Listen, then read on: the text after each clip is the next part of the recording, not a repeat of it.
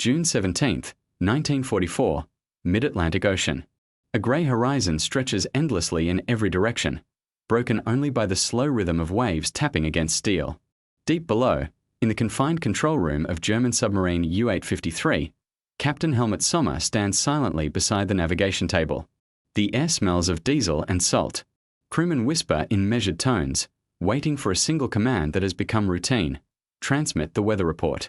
The radio man adjusts his headset, fingers hovering over the Morse key. The message, just 25 characters long, is ready. It will take less than 20 seconds to send. 20 seconds that, by every assumption in German doctrine, should be safe. Sommer notes. The radio man begins to transmit. Electrical pulses travel through the antenna, racing invisibly across the Atlantic. The sound of the key clicks sharply, echoing off the steel walls.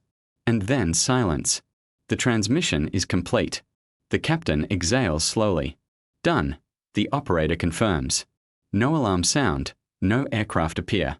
Just the hum of machinery and the endless grey above them. The men believe the ocean still protects them. But on that day, the Atlantic no longer keeps secrets.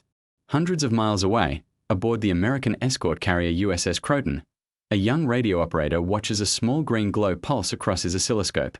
It's faint, almost lost in static. But his trained eyes recognize it instantly. A high-frequency signal, short, encrypted, unmistakably German. He calls out the bearing. 285 degrees. The watch officer looks up, marks a line on the chart, and gives a calm order: launch aircraft. Within 90 seconds, engines roar to life. 3 Avenger bombers lift from the deck, vanishing into the low clouds. The operator glances again at his display. The signal is gone, but the direction is fixed.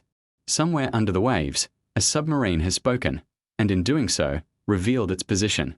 What Captain Sommer cannot know is that his brief message, transmitted according to every rule of safety he's ever learned, has already betrayed him. For years, German commanders believed that short radio signals were invisible to Allied detection. The reasoning seemed solid. British direction-finding systems needed nearly a minute to locate a signal's bearing. A 20-second transmission should finish long before any bearing could be taken. The oceans, they thought, were vast enough to hide in. But what they didn't know, what no one aboard U-853 could possibly know, was that the Allies no longer relied on those slow, rotating antennas. Their ships carried something entirely new, a technology that worked in seconds, not minutes. In the early years of the Battle of the Atlantic, submarines ruled these waters. Convoys vanished, merchant ships burned, and British supply lines stretched to the breaking point. German U-boats seemed unstoppable, stealthy predators striking from nowhere. Yet even as the tide of war turned on land, something quieter was happening at sea. A race of innovation. A hidden struggle of engineers and scientists determined to pierce the ocean's secrecy. It wasn't a weapon made of steel or explosives that would change everything. It was a set of wires, dials, and glowing screens that could hear what the human ear could not. The German Navy prided itself on technical mastery. Its submarines were marvels of design, fast, resilient, and expertly crewed. Their tactics were refined through years of experience, their communication system encoded through the formidable Enigma. But the very system that made their operations so coordinated would soon become their greatest weakness. To report sightings, to receive orders, to guide wolf packs, every submarine had to transmit. And every transmission, however brief, left a trace. A whisper in the ether that the Allies had learned to catch. The secret to that ability began years before the war, not in a naval laboratory but in a meteorological experiment. A Scottish engineer named Robert Watsonwatt was studying lightning. He wanted to track the position of thunderstorms to protect aircraft. His equipment, a set of tall antennas and a cathode ray display, detected bursts of energy and showed their direction instantly. It was elegant, efficient, and, at first, purely scientific. Yet by the late 1930s, British intelligence realized that this same principle could detect something far more dangerous than weather. By the time German submarines prowled the Atlantic, the technology had evolved into a system known among sailors as HFDUF, short for high-frequency direction finding. HFDUF didn't need rotating loops or long calibration times. Its antenna arrays were fixed, its measurements instant. When a radio signal appeared, even for a second, the oscilloscope would display an elliptical pattern, the line of direction. An operator, properly trained, could read it within moments. 2 ships could cross their bearings and pinpoint the source. 3 could triangulate it with remarkable precision. The ocean that had once hidden submarines became a vast map of invisible lines converging on every careless signal. And still, the U-boat crews did not know. They trusted in their doctrine, their procedures, their experience. They followed orders. Sommer had been taught that a 20-second transmission was safe. The Enigma cipher ensured secrecy. The brevity ensured safety. The logic was airtight, until it wasn't. Somewhere above, the aircraft launched from Croton cut through clouds, homing toward coordinates derived from Sommer's brief transmission. Down below, the submarine continued its routine, unaware that the ocean had just shifted from ally to adversary. The silence after transmission felt reassuring. But in that silence, machines thousands of miles apart were already aligning their data, plotting bearings, and dispatching hunters. The ocean, vast and indifferent, had become transparent. And the men inside U-853, skilled and disciplined, were being tracked by a science they did not even know existed.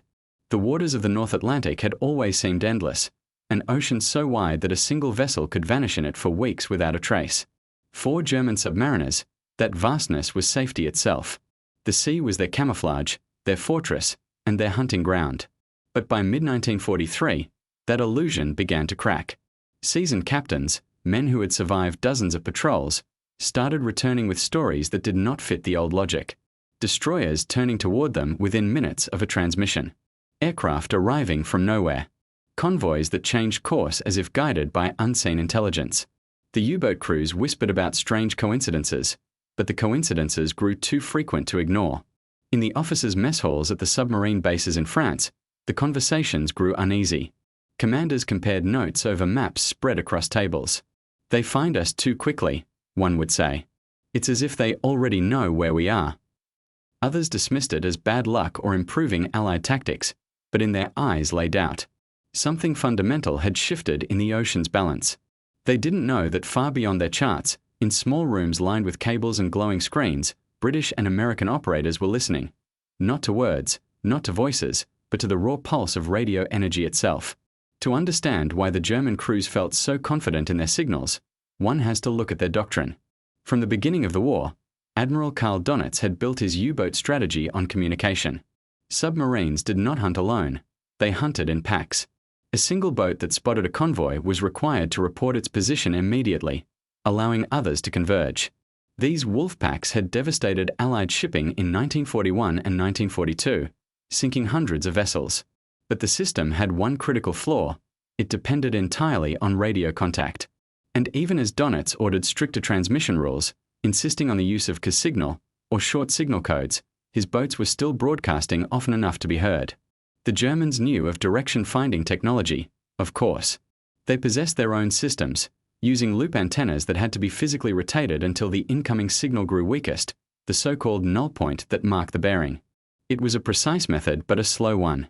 A minute, sometimes more, was needed for a reliable result.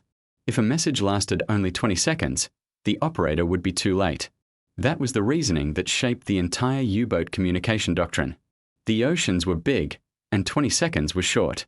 Together, those facts seemed to guarantee safety. The trouble was, the facts had changed. The Allied equipment required no rotation, no manual adjustment. Huff Duff's fixed antenna arrays and cathode ray displays could reveal a bearing instantly, sometimes in less than 3 seconds. A single brief pulse from a submarine that believed itself invisible was now enough to mark its direction like a beacon. When 2 or more ships shared their bearings through encrypted Allied networks, a submarine's location could be pinpointed with surprising accuracy. In Britain, dozens of shore-based stations formed a web of detection posts stretching from Scotland to Gibraltar. Across the Atlantic, matching stations dotted Canada, Iceland, and the American coast. Together, they created a grid that covered nearly every route a convoy might travel. Whenever a U-boat sent a signal, multiple stations recorded its bearing simultaneously. Analysts in London and Washington connected the dots. Within hours, a pattern would emerge on the chart, the silent trail of a submarine that believed it was unseen. Out at sea, the system worked in real time. Escort ships accompanying convoys carried compact Huff Duff sets of their own. When a signal appeared, the ship's operator shouted the bearing, the officer marked it, and orders followed instantly. Aircraft were scrambled. Destroyers changed course. The convoy shifted direction. The process was seamless, mechanical, terrifyingly efficient, and completely invisible to the Germans who were still working under assumptions years out of date. By the spring of 1943, the results of this new technology began to show. In what Allied sailors would later call Black May, the German submarine fleet suffered catastrophic losses. 41 submarines vanished in a single month, nearly a quarter of all those at sea. For every merchant ship sunk, a submarine was lost. The numbers no longer favored the hunters. The ocean that had once seemed a sanctuary had become a trap, monitored by ears sharper than any human. Inside the control rooms of the U-boats, nothing seemed to make sense anymore. The men followed orders, maintained discipline, and transmitted by the book, yet Allied forces still appeared with impossible precision. On shore, Donitz and his staff reviewed reports that hinted at something alarming. Captains wrote of aircraft arriving mere minutes after a message was sent, of destroyers changing direction in mid-ocean, as if guided by invisible signals. But no one in command wanted to believe that the enemy could locate transmissions so quickly. Admitting it would mean that the entire foundation of their operations, coordination through radio, was fatally flawed. And so the orders continued. Transmit positions. Report weather. Coordinate the wolf packs. The U-boats obeyed. Every message they sent crossed the ocean at the speed of light, and everyone was caught by the patient, tireless web of Allied receivers. That web had no face, no weapon, no roar of engines. It was the quiet triumph of science over assumption. A hum in the background of the war that would, without anyone noticing at first, decide who ruled the Atlantic. Below the surface, Captain Sommer's crew continued their patrol unaware of how fragile their safety had become. They trusted in their code, their training, and their 20-second rule. But high above them, in the thin air where the Avenger bombers flew, the age of invisible warfare had already begun. The transformation of the Battle of the Atlantic was not announced by a single event or revelation. It unfolded quietly, in the background, through countless small encounters that didn't make headlines, a shadow war of mathematics, radio waves, and seconds that mattered more than torpedoes or explosions. To the U-boat men, the ocean was still the same cold grey expanse they had always known. But unseen to them, the water had become a field of invisible lines drawn by Allied direction finders, each line converging toward their hidden steel hulls.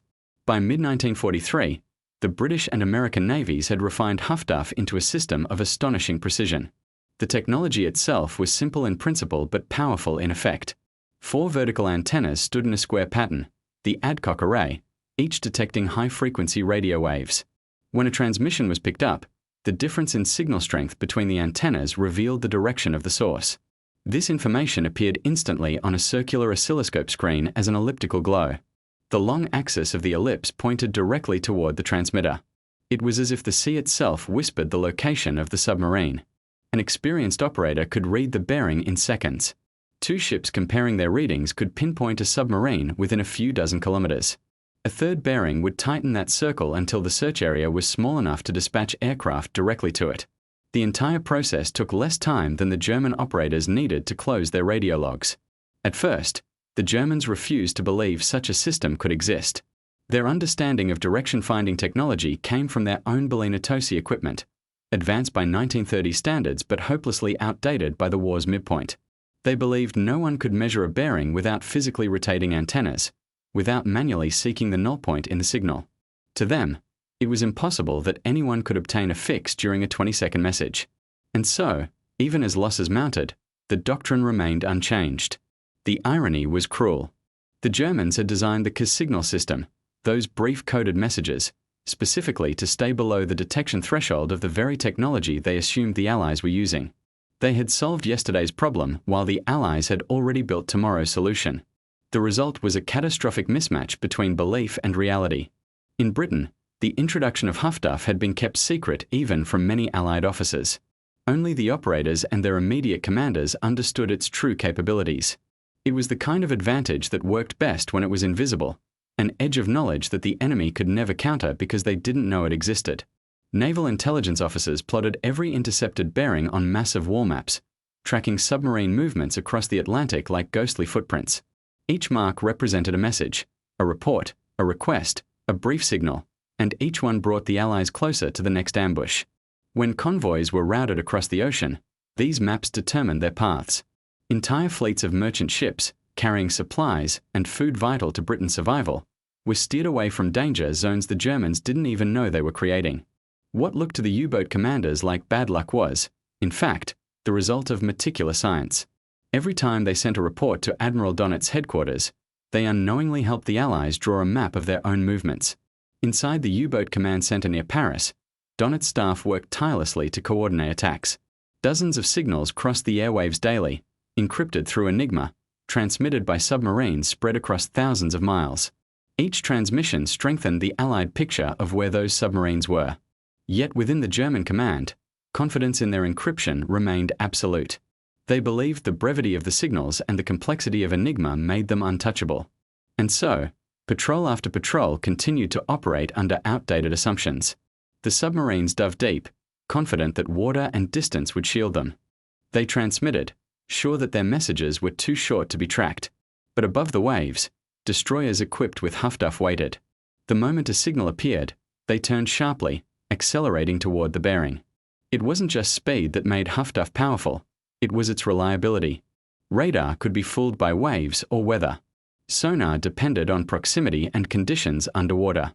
But radio was pure and instant. The very act of communicating became a signal flare to the enemy. Every transmission, no matter how brief, betrayed position. To the men of the U-boats, it felt like sorcery. They had always known danger. They had always accepted that their mission was risky. But now, something else haunted them, a sense that the ocean itself had turned against them, that it carried their words to their pursuers faster than they could hide. Still, they did their duty. Reports were sent. Orders followed.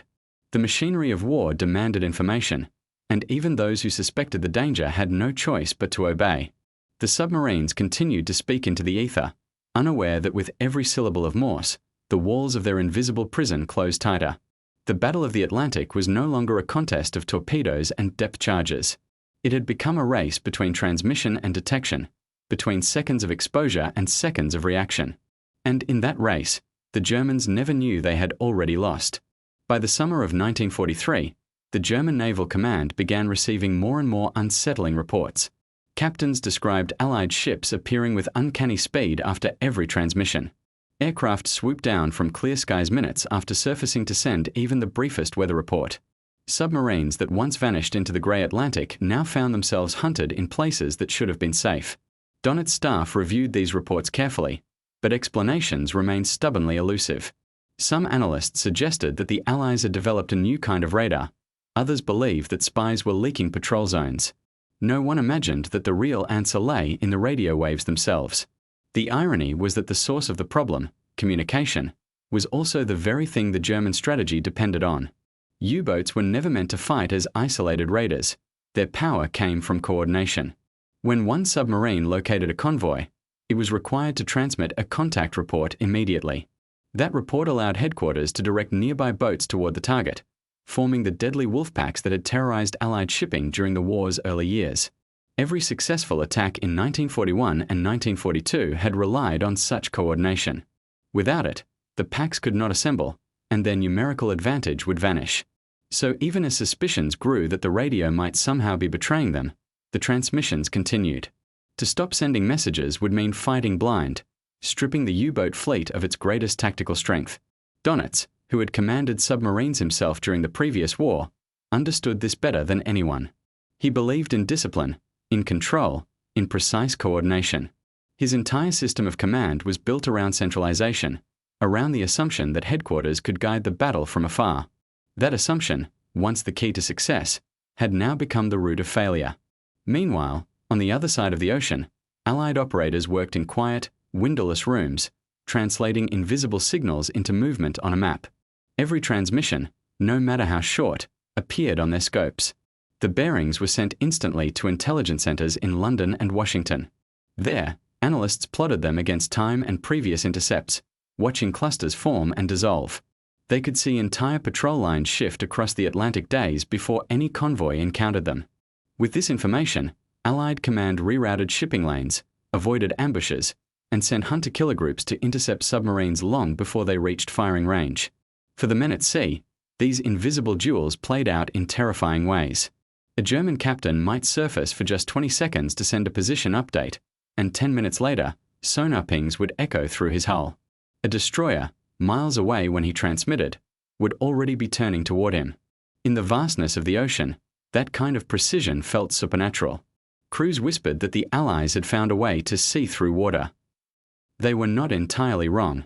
Each new patrol brought fresh evidence that the old methods no longer worked. During one mission in the spring of 1943, a U-boat commander recorded in his log that Allied aircraft appeared as if summoned by the signal itself. Another reported that destroyers adjusted course directly toward our bearing immediately after transmission. These notes circulated quietly among officers, but the official doctrine stayed unchanged. To question it was to challenge Donitz himself, a dangerous thing to do in wartime Germany. In August 1943, Donitz issued a general order tightening radio discipline once again. Submarines were to transmit only when absolutely necessary, and messages were to be kept as short as possible. He urged commanders to use alternate frequencies and avoid sending signals during daylight hours. Yet he could not bring himself to forbid radio contact altogether. The machinery of coordination was too deeply woven into the German naval structure to stop. Orders still needed to be sent. Weather still needed to be reported. Convoys still needed to be tracked. And so the signals continued to flow across the Atlantic, each one a whisper the Allies could hear instantly. On board U-853, Captain Sommer followed those very orders. His weather report transmissions were part of routine operations, considered safe, even mundane. The crew performed them like clockwork, confident that 20 seconds of radio use was harmless. When Allied aircraft appeared after one such transmission, Sommer filed a report noting the coincidence but found no clear explanation. He did not know that his transmission had been detected, triangulated, and acted upon in less than 90 seconds. The ocean's old rules, patience, silence, invisibility, had been rewritten by technology. The hunters and the hunted no longer operated under the same physics of time. Huff-Duff had collapsed the ocean into a single, connected field where every signal could be traced, every whisper mapped. The Germans still thought they were fighting in 1941. The Allies were already fighting in 1944. In this new world, silence had become the only defense, but it was a defense that Donitz's doctrine could never fully allow. The radio remained the pulse of his fleet, and every beat of that pulse echoed across the Atlantic, where listening ears waited patiently, ready to strike. By late 1943, the psychological weight of the invisible war was crushing the U-boat service. Captains who once sailed confidently into the Atlantic now left port with quiet resignation. The ocean no longer felt like a shield of endless water. It felt like a mirror, reflecting their every move back to their pursuers. Patrols grew shorter, and losses came faster. When crews gathered in the officers' quarters after returning from missions, their conversations had changed. They spoke not of victories or daring escapes, but of how Allied ships seemed to materialize out of nowhere, guided by some unseen force. Officially, the German Navy dismissed such stories as coincidence or exaggeration. But among the men at sea, the fear was real. They began to call it Der unsichtbare Jäger, the invisible hunter. Every time a radio message was sent, a faint silence filled the submarine afterward, a shared moment of dread. Would aircraft appear this time? Would depth charges follow? No one said it out loud, but everyone thought it. The statistics told the truth more clearly than any rumor could. In May 1943, U-boat losses reached their peak. 41 submarines vanished in a single month, nearly 1 out of every 4 operational boats. And while the Germans continued to sink Allied ships, the balance had turned. For every merchant vessel destroyed, a submarine was lost. The ocean was no longer theirs. Inside the Allied command centers, those losses were not a matter of chance.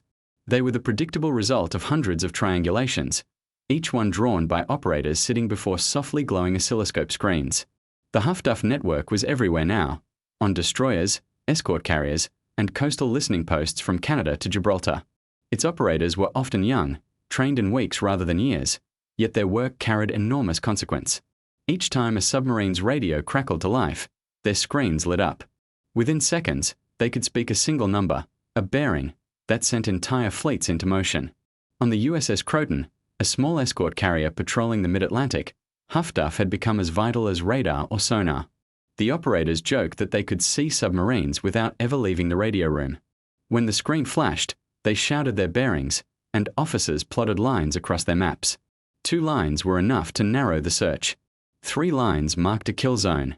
Then the engines roared, aircraft launched, and the sky itself became the enemy of the U-boat. For Captain Helmut Sommer aboard U-853, that invisible hunt became personal. On June 17, 1944, his submarine surfaced to periscope depth to transmit a routine weather report. 25 characters, nothing more. The radio operator's hand moved quickly, trained by months of practice. The message lasted just 19 seconds. Sommer stood beside him, watching the seconds tick by. It was standard procedure, perfectly safe, or so he believed. 30 nautical miles away, aboard the Croton, a young American operator leaned toward his scope. The moment U-853's transmission began, the faint green ellipse appeared on the screen. He aligned his cursor and called out, "Bearing 285."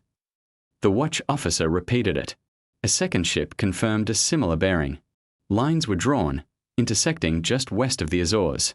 Within 90 seconds, 3 Avengers were in the air. Sommer's transmission ended. He ordered the submarine to dive, standard practice after every message. U-853 descended to 70 meters and turned east at 4 knots. The crew relaxed, unaware of what they had just triggered. 10 minutes later, the sonar operator raised his head. "Aircraft," he said quietly. The faint hum of propellers echoed through the water, growing louder. Sommer ordered silence. All movement ceased. The engines slowed to a crawl. The submarine sank deeper, to 90 meters. The men waited, surrounded by the low, distant thrum of engines above. For 3 hours, the sound persisted. The aircraft circled, dropping sonar buoys that drifted slowly downward through the water. No bombs fell, not yet. They were waiting, listening. Then, as their fuel ran low, the planes turned away. U-853 remained submerged for another 6 hours before finally surfacing under the cover of darkness. Sommer recorded the event in his log, aircraft overhead minutes after transmission. Possible coincidence. But in Allied records, there was no coincidence. His submarine had been precisely located. Only a shortage of daylight and fuel had saved him that day. The same technology that had nearly ended him was still out there, waiting for the next signal. That night, as U-853 recharged her batteries, the crew went about their routines with practiced efficiency. Yet beneath the calm was unease. The radio man avoided looking at his equipment. Sommer stared through the periscope at the empty horizon, thinking of the aircraft that had found them in the middle of nowhere. He did not know how. No one did. The next morning, the Atlantic lay silent again, but for Sommer and his men, that silence no longer meant safety.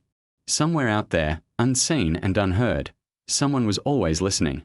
4 months after the June encounter, Sommer's patrol reports continued to arrive at headquarters with the same routine precision. Weather data, coordinates, brief summaries of sightings. The reports appeared ordinary, but each one carried a shadow of unease. His notes grew shorter, his handwriting tighter. Though he followed every procedure exactly as taught, he no longer trusted the rules that had once guaranteed safety. Each radio pulse now felt like a roll of dice. The moment his operator keyed the transmitter, every man aboard held his breath. At first, Sommer and his crew still tried to rationalize what had happened. Perhaps Allied radar had improved, or maybe aircraft had simply been patrolling nearby by chance. Yet deep down, no one truly believed it was luck. They had seen it too many times. Reports from other boats told the same story, attacks that followed transmissions too quickly to be coincidence. Submarines forced to dive within minutes of sending a single coded message. Crews whispering that something in the sky, or in the very air, could hear them. The truth was that the Germans were operating inside an invisible cage of information. Allied direction finding stations had turned the Atlantic into a living map. From London, naval analysts could trace submarine routes in near real time. Each signal was another dot on the chart, another clue in the growing puzzle. Over time, patterns emerged: patrol zones, resupply rendezvous, even refueling schedules. What the Germans believed to be secure communication had become the Allies' greatest intelligence tool. At sea, the effect of this invisible mastery was devastating. Convoys that once scattered in panic at the first sign of a U-boat now changed course calmly, long before danger drew near. Destroyer escorts, armed with sonar and depth charges, appeared exactly where submarines surfaced to send reports. The ocean that had once favored the hunter now favored the hunted. For the U-boat crews, it was as though the Allies could see through the waves themselves. The psychological toll was immense. U-boat sailors had always faced danger, but this new threat was different. It was faceless, silent, and impossible to understand. There was no radar ping, no periscope sighting, no clear signal of being found. One moment the radio operator was transmitting. The next, engines were roaring overhead. Every patrol felt like walking into an ambush they couldn't perceive. For a force trained on logic, discipline, and technical mastery, that kind of invisible warfare was maddening. German command attempted to adapt, but their changes were slow and reactive. Orders went out tightening radio use further. Only critical transmissions were allowed, and even then, only from deep water and under ideal conditions. Some captains began transmitting at unpredictable times, hoping to confuse Allied operators. Others switched frequencies mid-message or used relay transmissions through other submarines. None of it worked. The Allies' network was too vast, their monitoring too efficient. The very airwaves had become their weapon. By early 1944, Huff-Duff was integrated into nearly every major Allied naval vessel. Its compact size and instant readings made it indispensable. On land, more than 50 shore stations coordinated their data, creating a layered detection system that stretched from Iceland to the Caribbean. The United States Navy's F-21 section in Washington and Britain's Admiralty Intelligence Center in London synchronized operations daily. Whenever a U-boat transmitted, both sides of the Atlantic knew almost immediately. In contrast, German intelligence remained in the dark. Their engineers knew of direction finding, but they could not comprehend how the Allies had achieved such speed. The best German systems still required mechanical rotation and long sampling times. To them, the idea that someone could read a bearing in seconds from a stationary antenna array seemed impossible. That disbelief became fatal. Even when evidence mounted, Donitz refused to dismantle the doctrine that had once brought victory. To him, communication discipline was a matter of habit and honor, not a liability. Sommer's patrols continued through that year. He carried out his orders meticulously, shadowing convoys, sending coded weather updates, and coordinating with other boats across the Atlantic. Yet with every new transmission, he grew more cautious, his instructions sharper. "Transmit fast," he told his operator. 19 seconds. No more. The man nodded, his fingers trembling slightly over the key. The operator's task, once routine, had become a test of courage. In the confined space of the control room, time itself seemed to stretch during those 19 seconds. Each pulse of Morse code echoed faintly off the steel walls, a heartbeat amplified by fear. The instant the final signal ended, the operator would snap off the switch and whisper, "Done." Then the entire crew would wait, listening. Sometimes there was silence, blessed, empty silence. Other times, minutes later, the sonar man would look up, his expression tense. "Engines," he would say. To the men aboard U-853, the pattern was unmistakable. They were being found through their words, through the very signals meant to keep them alive. Sommer could not explain it, but he could feel it. Something out there was listening faster than they could hide.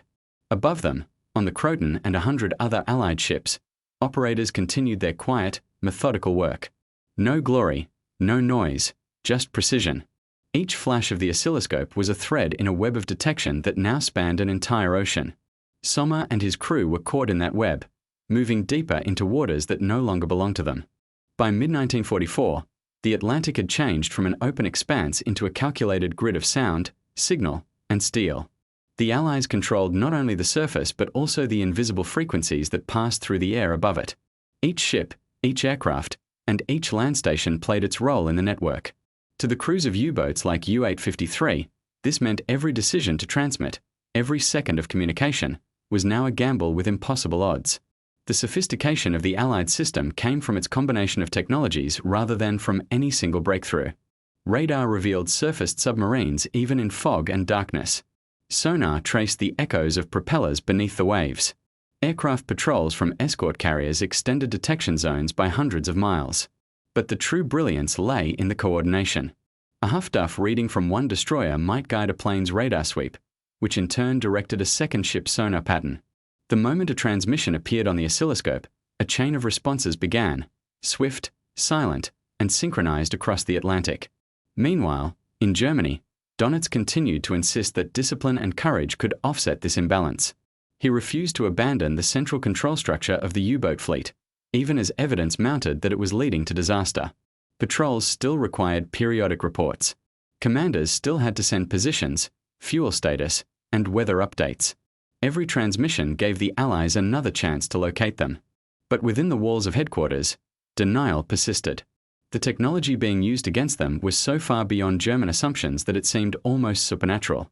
For the men on U-853, the situation was no longer theoretical. The crew had developed rituals to calm their nerves before transmissions. Some rubbed lucky coins, others counted silently as the operator tapped the key.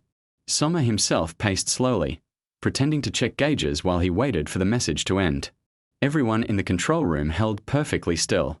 Even the hum of machinery seemed to fade during those 19 seconds. When the signal stopped, the submarine fell into an expectant quiet. The radio man always shut his eyes first, as if refusing to look at the equipment that had just betrayed them. On one patrol in early July, the pattern repeated yet again. A short transmission, 22 characters. Weather data, nothing unusual. Within minutes, sonar detected distant aircraft engines. Sommer ordered a dive to 100 meters, then 120. The submarine sank into the cold, dark pressure of the deep. For hours they lay motionless, every sound in the boat amplified, the creak of hull plates, the faint hiss of air systems, the occasional rattle of a wrench from a nervous mechanic. Above them, the sea echoed with faint booms and the mechanical clicks of sonar buoys. The aircraft was searching methodically, guided by bearings they could not possibly have obtained through luck alone. It was in these long stretches of waiting that the U-boat war revealed its new reality. Battles were no longer decided by gunnery or maneuver, but by mathematics and timing. The advantage went to whichever side understood the unseen forces shaping the battlefield. In 1940, that had been the Germans. By 1944, it was the Allies, engineers, scientists, and operators who fought their war through signals rather than shells. As U-853 continued her patrols, the sense of being constantly watched grew oppressive. Even when submerged for days, the crew could not shake the feeling that something somewhere knew exactly where they were. It wasn't just paranoia. The Allied detection network had evolved into a constant surveillance web. Land-based stations in Iceland, Ireland, and Newfoundland plotted submarine movements around the clock. The data fed into central intelligence rooms where clerks updated huge wall charts showing each known and suspected U-boat position. Red strings marked sightings. Blue lines traced likely courses. Whenever a signal appeared, the map flickered with new color. To the analysts, it was information. To the submariners, it was doom they could not see. Sommer's next encounter with Allied forces came in late June. Once again, it began with a brief transmission. Once again, aircraft appeared within minutes. This time, the attack was closer. The sound of engines grew rapidly, followed by distant explosions that rolled through the water like thunder. Depth charges fell in rhythmic patterns, deliberate, methodical, a hunter marking its prey. Sommer maneuvered carefully, ordering changes in depth and direction to break the enemy's tracking. The crew remained silent, sweat dripping in the stale air. The pounding continued for hours before finally fading into distance. U-853 had escaped, but barely. When the submarine surfaced that night to recharge batteries, Sommer looked at the calm, starless sky and knew the pattern could not last. They had survived because of chance, not skill. The old rules, patience, stealth, precision, no longer guaranteed safety. The Allies now held the invisible advantage, knowledge. By this point, even the most loyal captains understood that the tide of the Atlantic War had turned irreversibly. The German Navy still launched new boats, but the losses were staggering. For every vessel that left port, another failed to return. Young recruits replaced seasoned veterans, many of whom never completed their first patrol. The statistics, carefully hidden from the public, told a grim truth. The U-boat service was no longer a weapon, it was a sacrifice. Sommer, though loyal to duty, began recording more candid thoughts in his personal notes. He wrote of the silence after transmissions, of the fear that came not from bombs or gunfire but from the unseen. It is not the noise that kills us, he noted, but the quiet that follows the signal. Above him, on the escort carrier Croton, another operator stared at his screen late into the night. A small blip pulsed faintly across the circular display. Another bearing, another transmission. He called out the number. The plotters drew their lines. Somewhere in the darkness beneath them, U-853 changed course, unaware that her position had already been written on someone else's map. By late summer 1944, the Atlantic campaign had entered its final phase, though the men still patrolling its depths didn't know it yet. For the German Navy, The seas that once offered dominance had turned into a vast, echoing trap. Sommer's U-853 was now part of the last functioning wave of U-boats, vessels that were more symbolic than strategic. They were fighting not to win, but to delay the inevitable. Each patrol had become an act of endurance, a mission carried out against mathematics itself. On paper, Sommer's submarine remained operational and capable. The Paukenschlag-style missions of the early war, when lone U-boats could paralyze Allied shipping, had long since vanished. Now, their assignments were often defensive: reconnaissance, harassment, and weather reporting. Still, every time they surfaced, the danger returned. Sommer had learned to treat each transmission as if it might summon the enemy. He ordered new precautions: decoy transmissions, false bearings, and sudden course changes after every signal. The measures offered comfort but little safety. Huff-duff operators could distinguish decoys from genuine traffic by their signal strength, rhythm, and triangulation. To them, deception was simply another puzzle to solve. Meanwhile, the technology continued to evolve. Allied analysts had begun combining Huff-duff with decrypted German communications obtained through the Ultra program. When a U-boat sent a report, British cryptographers at Bletchley Park often deciphered it within hours, sometimes minutes. The information was then cross-referenced with direction-finding data, allowing commanders to predict movements with uncanny precision. Sommer could not have known it, but every turn of his rudder, every coded message, was being plotted on a chart somewhere in England. Still, despite the overwhelming disadvantage, the U-boat crews persisted. Their discipline was absolute, their belief in duty unshakable. The ocean had become both their shield and their prison. Inside the narrow steel hull, life settled into a rhythm of quiet professionalism and constant dread. Every man aboard U-853 knew that silence was their greatest ally. They spoke in whispers, avoided metal clatter, and moved carefully to reduce noise. The ocean outside was full of listening ears, sonar, hydrophones, aircraft patrols, and now the invisible net of radio direction finding. One evening in late August, U-853 surfaced to send a situation report. Sommer waited until after midnight, when he believed Allied patrols were least active. The crew gathered at their stations, and the operator prepared the coded transmission. "Make it brief," Sommer reminded him. "Short bursts." The radio man nodded, his hand trembling slightly as he pressed the key. The rhythmic clicks filled the control room, tapping out their message into the night. Then, silence. The operator exhaled. But within 60 seconds, far above them, an American destroyer escort received the signal. Huff-duff bearings converged instantly. The bridge crew snapped into motion. Orders rippled across the deck: course adjustments, radar sweeps, and aircraft launch preparations. Sommer's submarine, still unaware, dove to depth. By the time they reached 70 meters, the destroyer's engines were already cutting across the waves toward their last known position. An hour later, the first sonar contact was made.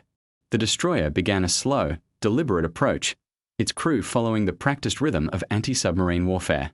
U-853 maneuvered desperately, changing depth, altering speed, deploying acoustic decoys. The water erupted with distant blasts, controlled, precise, almost surgical. Sommer remained calm, giving clipped instructions, calculating the enemy's pattern. The explosions crept closer. Then, unexpectedly, they stopped. The sonar returned to its dull background hum. The enemy had lost them, for now. U-853 remained motionless for nearly 8 hours, drifting silently in the cold water. The crew whispered prayers, afraid to move. Sommer watched the depth gauge, waiting for any sign of pursuit. When none came, he finally ordered a slow ascent to periscope depth. The sea above was calm again. But his mind was not. He wrote later in his log, "It feels as though the ocean itself is listening." Far from that patch of ocean, in London, the same encounter was already recorded and analysed. The Allies knew U-853 was damaged but still operational. They predicted her likely route, a slow retreat toward the Bay of Biscay, where U-boats could refuel and resupply. Within hours, aircraft from the RAF's Coastal Command began sweeping the predicted area. Sommer was unknowingly sailing into another net. The experience changed him. He began limiting transmissions to absolute emergencies, relying instead on coded signals through relay boats. He even experimented with surfacing in poor weather, hoping that storms would mask their presence. But each success only deepened the illusion of control. Huff-duff could read through rain, fog, or thunder. The waves could roar, the wind could scream, the invisible bearings still found their mark. By autumn, the U-boat fleet was collapsing. Dozens of submarines never returned from their missions, and the once fearsome wolf packs were reduced to scattered survivors. The Allies had achieved total situational awareness, a triumph of physics and information. And yet, to the sailors still below the surface, the war did not end in a grand revelation. It faded slowly, like light dimming beneath water. Sommer's crew no longer asked questions about tactics or victory. Their conversations turned to home, to the farms, towns, and families they hadn't seen in years. The youngest crewman, barely out of training, had never known a patrol that ended in triumph. To them, the ocean had always been a hostile, watchful expanse. Sommer tried to keep morale alive with discipline and calm words, but even he could feel the weight pressing down. The Atlantic, once their realm of freedom, had become a silent graveyard of steel and signal. As the year drew to a close, one last order came through headquarters. U-853 was to operate near the American coastline, intercepting Allied convoys approaching New York and Boston. It was a bold mission, one final effort to remind the world that Germany still had teeth. Sommer read the orders carefully, folded them once, and placed them in his logbook. "We will go," he said simply. The crew nodded. None of them knew it yet, but the mission they were about to begin would become one of the last U-boat operations of the entire war, and the final chapter of the invisible battle that had already sealed their fate. The Atlantic in early 1945 no longer belonged to the hunters. It was a battlefield wired with sensors, radar sweeps, and sonar echoes that never slept. U-853 slipped quietly across its cold surface, carrying orders that now felt more symbolic than strategic. Sommer knew the mission: patrol near the American coast, strike at merchant convoys, and remind the enemy that the U-boats still existed. Yet deep inside, every officer aboard understood the truth. They were no longer the predators. They were ghosts moving through waters owned by someone else. The patrol began under grey skies and heavy seas. Winter storms hid them well, masking periscope trails and muffling propeller noise. Sommer used the weather to his advantage, surfacing to recharge batteries whenever lightning flashed across the horizon. He believed the static interference might distort any Allied radar readings. But even as nature shielded them, technology betrayed them. The Allies had refined their detection systems to the point where a single anomaly, a brief radio whisper, a misaligned magnetic echo, could summon an entire task force. For nearly 2 weeks, U-853 prowled the coastal waters undetected. The crew grew cautiously optimistic. They spotted distant silhouettes of merchant ships through the periscope but never attacked. Sommer's orders emphasized survival and intelligence gathering over aggression. Still, morale improved slightly. The ocean felt alive again, unpredictable rather than purely hostile. The men shared quiet jokes, brewed weak coffee from salvaged beans, and spoke of home in hushed tones. But one night, as they approached the approaches to Rhode Island, everything changed. Sommer authorized a short coded transmission to confirm position and weather. It lasted 19 seconds, the same as always. The operator clicked off the transmitter, wiped his brow, and smiled faintly. The signal was clean, efficient, perfect. 20 minutes later, Allied operators aboard the destroyer escort USS Atherton registered a blip. The Huff-Duff array pinpointed the source with near-instant accuracy, 41 degrees north, 71 degrees west, just off the coast. Reports flashed across radio circuits faster than U-853 could submerge. Within the hour, a small task group including Atherton and the destroyer USS Moberly set course for intercept. Aircraft from nearby bases scrambled to sweep the area with radar and sonar buoys. The hunt had begun before Sommer even realized he had been found. By the time sonar contact was confirmed, U-853 was running silent at 90 meters. The sea around them pulsed with low mechanical hums, the sound of engines approaching. "Hold steady," Sommer whispered. The crew froze at their stations. The lights were dimmed to red, every sound suppressed. Through the hydrophones, the unmistakable rhythm of depth charges echoed from afar, then nearer, then again. The sea shook with each detonation, dull thuds that rolled through the hull like distant thunder. Hours passed in a cycle of silence and fury. The Allied ships worked methodically, dropping charges in patterns designed to box the submarine in. Sommer countered with evasive maneuvers, turns, dives, sudden bursts of speed.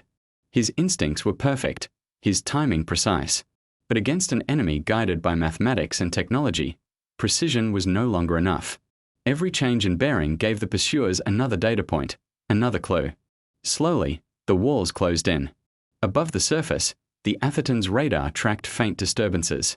The ship's commander ordered another sweep. Sonar operators aboard both destroyers triangulated a solid contact. Range, 1,800 yards. Bearing steady. The order came crisply, pattern run, full spread. A moment later, the water erupted in controlled fury. The shockwaves rippled down through the depths, hammering the submarine's hull. Inside U-853, dust fell from rivets, gauges flickered, and a pipe somewhere aft gave a sharp metallic crack. The crew held their breath, waiting for the next impact. For all its danger, the struggle had a strange calmness to it. Sommer remained silent at the periscope station, his expression unreadable. Every time the sound of an approaching pattern grew louder, he would quietly adjust depth or bearing. His focus was absolute, the kind of concentration only those who lived between survival and surrender could know. Yet the invisible hand of detection was relentless. Huffduff had already mapped every move he made. Outside, the destroyers coordinated flawlessly. One circled while the other attacked, their sonar pulses echoing rhythmically through the Atlantic dark. Each detonation sent a column of water skyward, momentarily illuminated by searchlights and the pale glow of dawn breaking over the horizon. To the sailors above, it was a routine engagement, another contact in the long Atlantic campaign. To those below, it was the slow tightening of fate. U-853's batteries were nearly drained. The crew had been submerged for over 18 hours, oxygen levels dropping. Sommer faced an impossible choice: stay deep and suffocate or surface and confront the enemy. He chose neither, not yet. He ordered the engines cut completely, allowing the boat to drift silently with the current. The crew sat motionless, wrapped in layers of wool and fear, listening to the faint thrum of propellers above. The minutes stretched endlessly. At last, as dusk returned, the noise faded. The Allied ships had moved off, believing the contact destroyed. Sommer waited another hour, then ordered a cautious ascent. The boat rose through the dark water like a ghost. When the periscope broke the surface, the horizon was empty. The men exhaled in disbelief. They had survived, again. But even survival now felt hollow. Sommer stared at the empty ocean and understood what the others did not say aloud. They had not escaped because of skill. They had survived because the enemy had already achieved everything it needed. The Allies no longer needed to chase every submarine. They had already won the invisible war. As the night grew quiet, U-853 continued eastward, deeper into the Atlantic. Above, the sky was clear, the stars reflecting faintly on the water. Sommer closed his logbook and wrote a final note for the day. The sea remained silent, but I no longer trusted silence. In the days that followed, the Atlantic seemed unnaturally calm. The storms that had once shielded U-853 were gone, replaced by a flat, endless horizon. Sommer and his crew knew their mission was nearly over. They had received no further orders, no updates, no signals from headquarters. The radio stayed silent, not out of discipline but because there was nothing left to say. The U-boat moved eastward under grey skies, carrying only the weight of duty and exhaustion. Each day blurred into the next. The men performed their routines mechanically, cleaning filters, checking valves, maintaining the engines. Conversation grew scarce. Even the youngest crewman had learned the rhythm of silence, the understanding that every sound might be heard by someone far away. The war outside still raged, but inside U-853 it had become a quiet, suspended world, sealed off by steel and fear. Sommer often stood alone near the periscope, watching the surface. He would scan the horizon for aircraft, ships, or anything that broke the stillness. There was nothing. And yet, the sense of being watched never left him. He knew that somewhere out there, unseen hands were still listening, unseen eyes still drawing invisible lines across maps. Each time he ordered a transmission, no matter how brief, he felt that invisible gaze turned toward them once more. On June 17, 1944, they sent what would become their final message. A routine weather report, 25 coded characters. It took less than 20 seconds. The operator completed it flawlessly, as always. Sommer nodded approvingly and gave the command to dive. The crew followed procedure without hesitation, sealing hatches, reducing power, sinking back into the deep.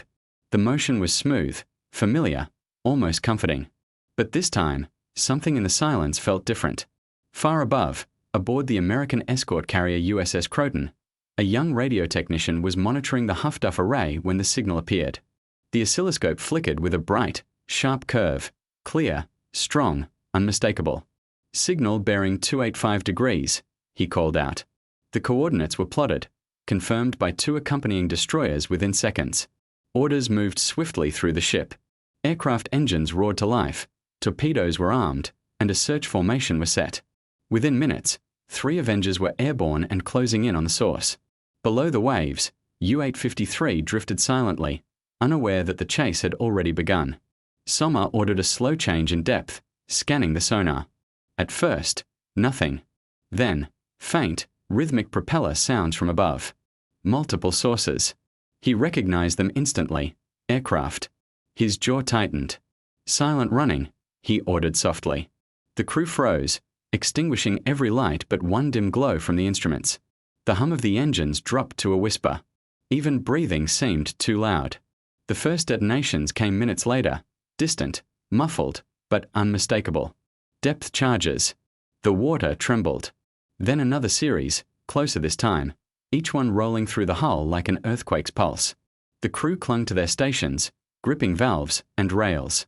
The noise built in waves, then fell away again into silence. In that momentary quiet, Sommer knew the pattern. The aircraft were circling, dropping sonobuoys, waiting for the next sound. He made one last decision. "Prepare to dive deeper," he said calmly. The submarine began to descend, the depth gauge turning steadily. 70 meters. 80.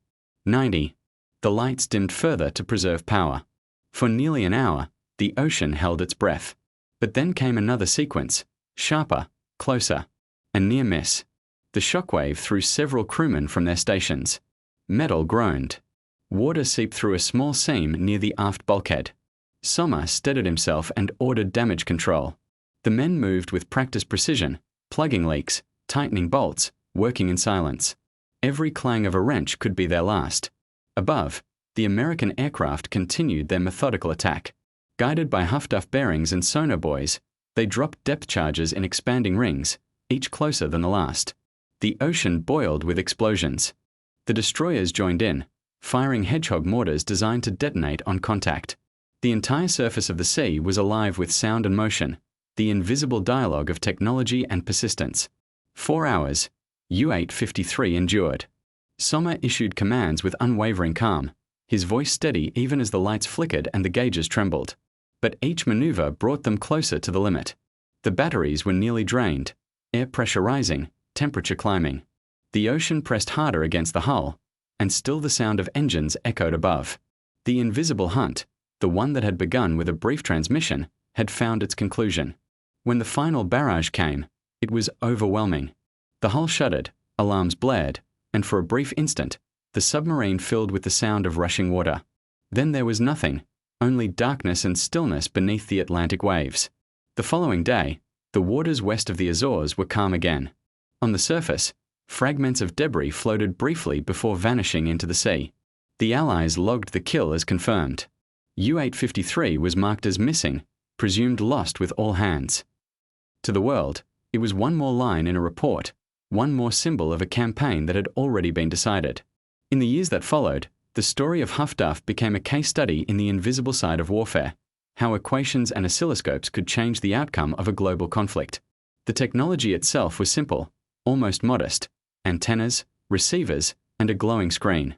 Yet it had rewritten the rules of the ocean, transforming vastness into transparency. For those who survived the U-boat war, the lesson was clear. Bravery and discipline could not overcome unseen knowledge. The ocean no longer belonged to those who sailed beneath it, but to those who could hear it speak.